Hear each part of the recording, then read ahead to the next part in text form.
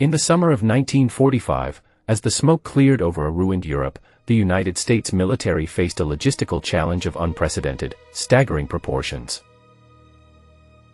With Nazi Germany decisively crushed, the global war machine had to pivot its entire weight toward the Pacific for the final, direct assault on the Japanese home islands. This redeployment, codenamed Operation Coronet and Operation Olympic under the grand umbrella of Operation Downfall, was not merely a matter of moving men, it was an industrial migration across half the globe. The primary adversary in this endeavor was not the fanatical Japanese soldier, but rather the merciless geography of the Pacific itself, a phenomenon Allied planners termed the Tyranny of Distance, while the war in Europe had been supported by the massive, highly developed industrial ports and railway networks of Great Britain and France, the Pacific theater possessed no such luxury. Every bullet, every gallon of high-octane aviation fuel, and every blood plasma vial had to be transported across thousands of miles of empty, unforgiving ocean, stretching the global shipping tonnage of the Allied coalition to its absolute breaking point. The scale of this redeployment was staggering. Over 1 million American servicemen, along with their millions of tons of heavy equipment, vehicles, and ammunition, had to be systematically extracted from the European theater, transported across the Atlantic, routed through the Panama Canal, and staged at forward bases in the Pacific. This massive movement of men and material, known as the double redeployment, created a critical, systemic crisis in merchant shipping. Because a standard cargo vessel traveling from San Francisco to Okinawa required over 40 days for a single round trip, excluding the weeks spent waiting to unload at congested, primitive forward anchorages, the shipping loop was incredibly slow. The United States Army and Navy found themselves locked in a fierce, bureaucratic civil war over the allocation of shipping hulls. Every Liberty and Victory ship assigned to transport a division's heavy equipment from France to the Pacific was a ship that could not be used to transport grain to a starving European population or supply the domestic civilian economy, threatening to trigger a global economic crisis before the first soldier ever set foot on Japanese soil. At the core of this logistical nightmare were the ports of the United States West Coast. Facilities in San Francisco, Seattle, Los Angeles, and Portland were suddenly forced to handle a volume of cargo that exceeded their theoretical maximum capacity by over 150%. The rail lines crossing the Rocky Mountains were choked with thousands of freight cars, carrying everything from heavy engineering equipment to millions of gallons of petroleum, oil, and lubricants. On the docks, cargo became backlogged in mountain-high piles because there were simply not enough cranes, longshoremen, or warehouses to process and load the material onto outgoing vessels. The logistics of loading a ship bound for an amphibious invasion required a meticulous, mathematical art known as combat loading. Equipment had to be loaded in reverse order of its necessity on the beachhead, meaning that the first items off the ship had to be loaded last. If a single train carrying critical ammunition or amphibious tractors was delayed in the mountains of Colorado, entire transport ships sat idle in San Francisco harbor, costing the war effort thousands of precious shipping days and delaying the invasion timetable. The first phase of the invasion, Operation Olympic, scheduled for November 1, 1945, targeted the southern island of Kyushu. The objective was not to conquer the entire island, but rather to seize the southern third to establish vital staging grounds, airfields, and deep-water anchorages for the final, decisive assault on Tokyo. However, a cold operational analysis of Kyushu's geography reveals that the island was a logistical nightmare for an invading force. Kyushu is dominated by rugged volcanic mountain chains, steep ridges, and narrow valleys, leaving only three distinct, isolated coastal pockets suitable for large-scale amphibious landings: the beaches of Miyazaki on the east coast, Ariake Bay on the south coast, and Kushikino on the west coast. Because these landing zones were physically separated by impassable mountain ranges, the invading American forces would be unable to support each other or establish a unified front line.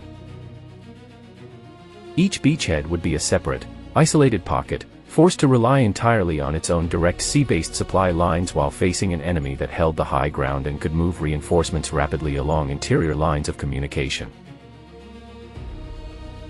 To mount an invasion of this magnitude, the Allies required a massive forward staging base close to the Japanese home islands. Following its capture in June 1945, the island of Okinawa was selected to serve as the primary launching pad for Operation Olympic. Yet, Okinawa itself was a logistical bottleneck of the highest order. The island's infrastructure had been completely, systematically obliterated during the 82 days of savage fighting. There were no intact deep-water ports, no functional railway networks, and only a handful of primitive, unpaved roads that instantly dissolved into thick, impassable mud during the seasonal rains. To transform Okinawa into a staging area capable of supporting over 600,000 soldiers, the United States Army had to construct artificial harbor facilities, lay down millions of square feet of steel landing mats for bomber runways, and build hundreds of thousands of square feet of storage warehouses from scratch. By August 1945, Buckner Bay in Okinawa was the most congested anchorage on Earth, with over 800 ships waiting to unload. Because there were no functional docks, cargo had to be painstakingly transferred from large merchant vessels to tiny amphibious landing crafts and trucks, a process that was slow, labor-intensive, and incredibly vulnerable to the elements. This extreme concentration of supply ships at Okinawa and along the approach routes to Kyushu created an unprecedented, highly vulnerable target for the Japanese military. Under the defense plan codenamed Ketsu-Go, the Japanese High Command had correctly deduced that the Allies would be forced to land on southern Kyushu. Rather than attempting to defeat the Allied fleet at sea with traditional warships, the Japanese strategy was to unleash a devastating, coordinated wave of suicide attacks against the vulnerable, lightly armored transport and cargo vessels. By concentrating over 10,000 kamikaze aircraft, hundreds of Kai-10 human-piloted torpedoes, and thousands of Shinyo explosive motorboats along the shallow coastal waters, the Japanese aimed to sever the logistical cord of the invasion force. If the transport ships carrying ammunition, fuel, and medical supplies were destroyed or forced to flee during the critical opening days of the landings, the soldiers on the beaches would be left stranded without the material superiority that was the foundation of American military doctrine, turning the beachheads of Kyushu into isolated slaughterhouses. While the Allied planners meticulously calculated the volumes of steel, coal, and ammunition required for the invasion of Japan, they remained completely blind to a colossal meteorological threat that was gathering strength in the warm waters of the Western Pacific. In the actual timeline of 1945, the atomic bombings of Hiroshima and Nagasaki, combined with the Soviet invasion of Manchuria, forced Japan's unconditional surrender in mid-August, bringing the war to an end before the invasion of Kyushu could commence. However, had the war continued into autumn, the Allied invasion fleet would have sailed directly into one of the most violent, destructive natural disasters in maritime history, Typhoon Louise. On October 9, 1945, just 22 days before the scheduled launch of Operation Olympic, this monster Category 4 equivalent super typhoon struck the primary Allied staging base at Okinawa with absolute, merciless fury, bringing winds exceeding 120 miles per hour and mountain-sized 60-foot waves that transformed Buckner Bay into a chaotic graveyard of twisted metal. The destruction wrought by Typhoon Louise on the real-world staging base was catastrophic, even with the war already over and the fleet operating under peacetime safety conditions. The storm grounded, severely damaged, or sank over 220 United States Navy vessels, including vital tank landing ships, transport craft, and auxiliary vessels that were irreplaceable in the short term. On the island itself, the storm flattened over 80% of the newly constructed warehouses, storage facilities, and administrative buildings. Hundreds of aircraft were shredded on their runways, while millions of tons of carefully compiled food rations, medical supplies, and ammunition stockpiles were completely ruined by torrential rains and seawater. In a counterfactual scenario where the war was still actively raging, the impact of Louise would have been a logistical catastrophe of the highest order. The storm would have effectively neutralized Okinawa as an operational base, postponing Operation Olympic by at least 3 months, scattering the invasion fleet, and destroying the delicate, tightly synchronized shipping timetables upon which the entire invasion of Japan depended. the strategic consequences of such a delay would have been profound and destabilizing. A postponement of Operation Olympic from November to early spring of 1946 would have exposed the Allied forces to a harsh, freezing winter on Okinawa and in the surrounding waters, greatly increasing the rates of non-combat disease and exposure among the troops. Furthermore, the delay would have granted the Japanese military 3 additional, invaluable months to fortify their defensive positions on Kyushu. They would have used this time to construct deeper subterranean bunkers, manufacture thousands of additional suicide boats, and conscript and train hundreds of thousands of additional civilian defenders. The logistical apocalypse of Typhoon Louise would have shattered the American illusion of a rapid, high-technology victory, forcing the Joint Chiefs of Staff to confront the grim reality that the conquest of Japan would be a long, brutal, and deeply agonizing struggle against both a fanatical population and the unpredictable, violent forces of nature.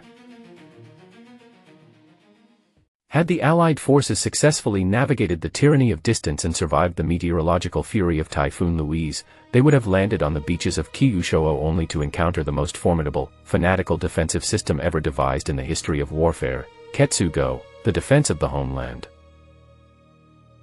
Unlike the previous island-hopping campaigns in the Central Pacific, where the Japanese military fought in relative isolation with limited manpower, the defense of Kyushu was a total, civilizational mobilization.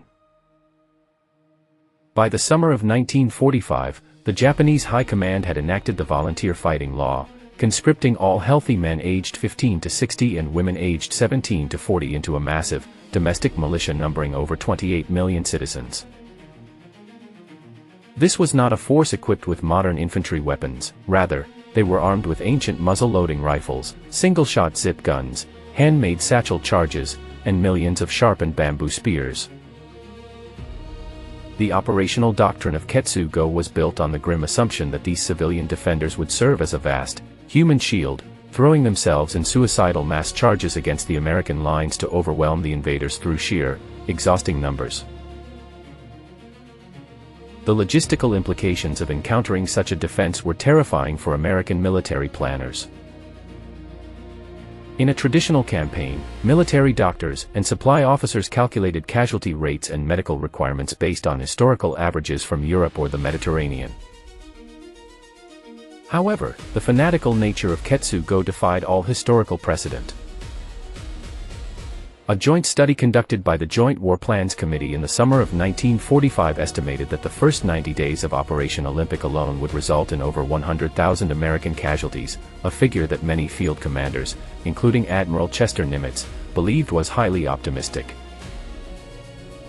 To support an operation with this level of attrition, the United States medical logistics system would have to be expanded on a scale that was physically impossible to maintain in the remote Western Pacific. The military would have had to establish hundreds of thousands of hospital beds, coordinate the continuous, climate-controlled shipping of millions of pints of whole blood from the United States mainland, and orchestrate a constant stream of hundreds of thousands of replacement soldiers to keep the depleted combat divisions from losing their offensive cohesion. This projection of an unprecedented human toll forced American planners to consider highly controversial, extreme measures to break the logistical and tactical gridlock of Ketsu-Go. Internal documents reveal that the United States Army Chemical Warfare Service was actively preparing plans to employ chemical weapons, specifically mustard gas and phosgene, on a massive scale during the invasion of Kyushu. The plan was to drench the volcanic cave networks and coastal valleys of southern Kyushu with lethal gas to neutralize the subterranean Japanese defenses before the infantry landed. Similarly, the Japanese were prepared to retaliate with their own biological and chemical weapons, developed under the notorious Unit 731 program. This descent into unrestricted, chemical-biological warfare would have transformed Operation Downfall into a literal logistical apocalypse, where supply units would have had to distribute millions of heavy, hot rubber gas masks and chemical protective suits to hundreds of thousands of soldiers fighting in the humid, tropical heat of southern Japan, further reducing the efficiency of the port unloadings and dragging the combat forces into a hellish, primitive war of survival. When we weigh the massive, terrifying equations of Operation Downfall, it becomes clear that the planned invasion of Japan was a threshold that neither side was truly prepared to cross. The historical decision to employ the atomic bomb on Hiroshima and Nagasaki in August 1945 remains a subject of intense, passionate historical debate. Yet, when analyzed through the cold, objective lens of operational logistics and military geography, the atomic bomb functioned as a colossal logistical release valve. It allowed the United States to bypass an impending, catastrophic bottleneck that threatened to ground the entire Pacific war machine. Had the invasion proceeded as scheduled, the Allied coalition would have been dragged into a grinding, multi-year war of attrition on the Asian mainland, facing an enemy that had fully mobilized its entire population and a natural environment that was capable of destroying entire fleets overnight.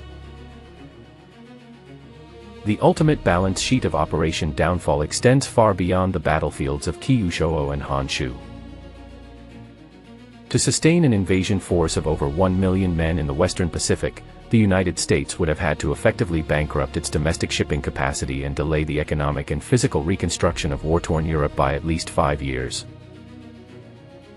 Every ton of steel, coal, and concrete shipped to Okinawa to build runways was a ton that could not be used to rebuild the shattered bridges of France, Germany, and Great Britain. The logistical drag of the Pacific invasion would have reshaped the post-war geopolitical landscape, potentially leaving a weakened, starving Western Europe highly vulnerable to Soviet political and military expansion. In this sense, the atomic bomb did not just end the war, it preserved the fragile, post-war economic order by preventing the complete exhaustion of the Western democracy's industrial and financial resources. Ultimately, the story of Operation Downfall serves as a powerful, sobering warning about the absolute limits of industrial warfare.